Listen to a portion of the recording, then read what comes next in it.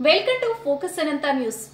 అనంతపురం జిల్లా సింగనమల నియోజకవర్గంలోని బుక్కరాయ సముద్రం మండలంలో ఉన్నటువంటి సెంట్రల్ యూనివర్సిటీలో అమానుష్యం చోటు చేసుకుంది.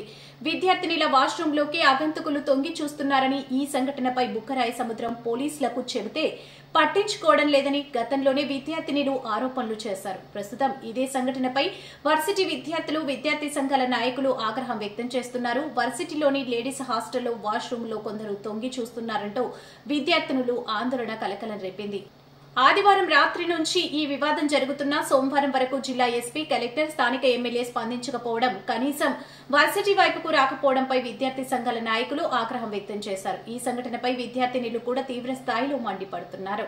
గతంలోనే ఇలాంటి సంఘటన జరిగిందని పోలీసులకు చెబితే స్థానిక పోలీసుల నుంచి కనీస స్పందన లేదన్నారు. ఇప్పుడు మరోసారి ఇదే జరిగితే తాము ఇక్కడ ఎలా చదువుకోగలమని ప్రశ్నిస్తున్నారు.